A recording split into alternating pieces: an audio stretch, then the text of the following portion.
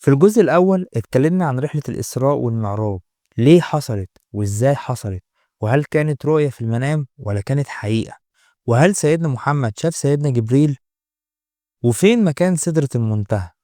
لو ما شفتش الجزء الأول أنصحك تشوفه عشان تفهم ترتيب الأحداث، وبعدها تكمل معانا الجزء ده. أما بالنسبة للناس اللي شافت الجزء الأول، يلا بينا نكمل أحداث الرحلة.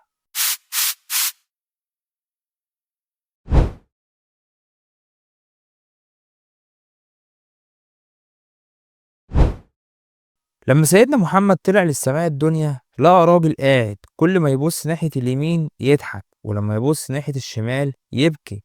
ولما شاف سيدنا محمد قال له مرحبا بالنبي الصالح والابن الصالح. فسيدنا محمد سأل سيدنا جبريل مين ده؟ فقال له ده سيدنا آدم، وعلى يمينه أهل الجنة فبيضحك، وعلى شماله أهل النار فبيبكي. بعدها سيدنا جبريل طلع بسيدنا محمد للسماء التانية، وهناك قابل سيدنا عيسى ابن مريم وسيدنا يحيى ابن زكريا، فرحبوا بيه ودعوا له بالخير. وفي السماء التالتة قابل سيدنا يوسف فرحب بيه ودعا له بالخير. وفي السماء الرابعة قابل سيدنا إدريس، رحب بيه ودعا له بالخير. ولما طلع للسماء الخامسة قابل سيدنا هارون. وبعدها في السماء الستة قابل سيدنا موسى. ولما سيدنا محمد سابه وطلع للسماء السبعة سيدنا موسى بكى. عايز تعرف ليه؟ هقولك بس كمان شوية. وفي السماء السبعة سيدنا محمد قابل سيدنا إبراهيم، وكان ساند ظهره على البيت المعمور، واللي كل يوم بيدخلوا 70,000 ملك وما بيخرجش منه أبدا. وفي آخر مرحلة سيدنا جبريل وصل سيدنا محمد لسدرة المنتهى، وهناك ربنا فرض الصلاة.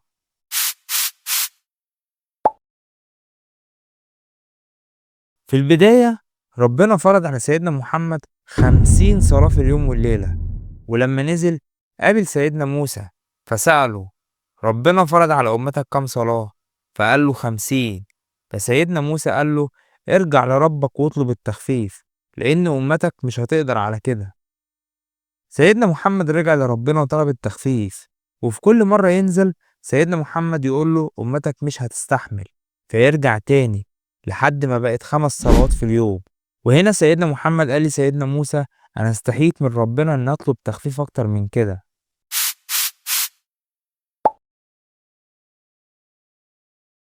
الإمام الحافظ ابن حجر العسقلاني بيقول في كتاب فتح الباري إن الحكمة من فرض الصلاة ليلة المعراج إن سيدنا محمد كان تطهر ظاهرا وباطنا، وده لما سيدنا جبريل غسله بماء زمزم. وبما إن الصلاة شرطها الأساسي الطهارة، فكان مناسب جدا إنها تفرض في اللحظة دي.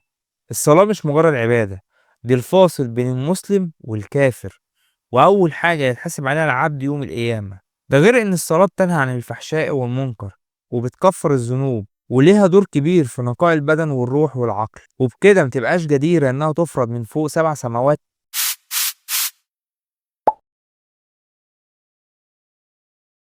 ممكن حد يسأل دلوقتي ويقول قبل الصلاة ما تفرض ما كانش في صلاة؟ هنا هقولك إن قبل ما الصلاة تفرض بالشكل اللي احنا بنصليه دلوقتي كان في صلاة، لكن كانت بشكل مختلف. الإمام ابن حجر قال في فتح الباري إن الصلاة كانت قبل طلوع الشمس وقبل غروبها، وده كان استنادا لقول الله تعالى اصبر على ما يقولون وسبح بحمد ربك قبل طلوع الشمس وقبل الغروب.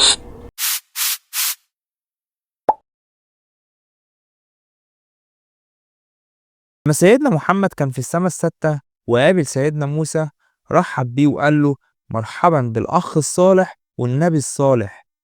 لكن لما سيدنا محمد طلع للسماء السبعة سيدنا موسى بكى، فسأله ربنا ما يبكيك؟ فقال له يا رب هذا غلام بعث بعدي يدخل من أمته الجنة أكثر مما يدخل من أمتي. شوفوا قد إيه سيدنا موسى كان حريص على أتباعه.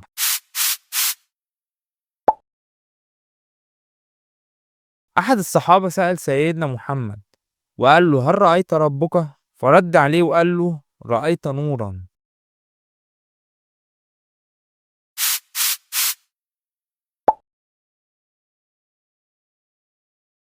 في سؤال مهم، ليه رحلة المعراج بدأت من المسجد الأقصى مش من المسجد الحرام لسدرة المنتهى على طول؟ هقولك إن الموضوع ده بيرجع لقوم بني إسرائيل، لأن بيت المقدس كان مركز نزول الوحي والمكان المحبب لشعب الله المختار.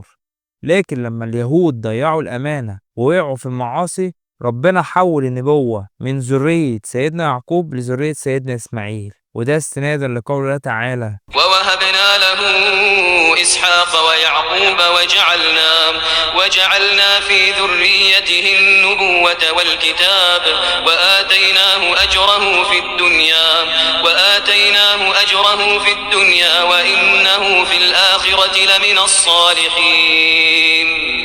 سيدنا محمد صلى بالأنبياء في المسجد الأقصى ركعتين، وده كان دليل على إن الإسلام هو الكلمة الأخيرة من ربنا للبشرية، وده استنادا لقوله تعالى: وإذ أخذ الله ميثاق النبيين لما آتيتكم من كتاب وحكمة ثم جاءكم رسول مصدق لما معكم لتؤمنن به ولتنصرنه قال أأقررتم وأخذتم على ذلكم إصري قالوا أقررنا قال فاشهدوا وأنا معكم من الشاهدين. ودلوقتي عندي لكم سؤال: سيدنا محمد استخدم البراق في رحلة الإسراء، تفتكروا إيه الوسيلة اللي استخدمها في رحلة المعراج؟ اكتب إجابتك في التعليقات، وما تنساش اللايك والشير والاشتراك في القناة وتفعل زر الجرس عشان يوصلك كل جديد إن شاء الله. والسلام عليكم ورحمة الله وبركاته.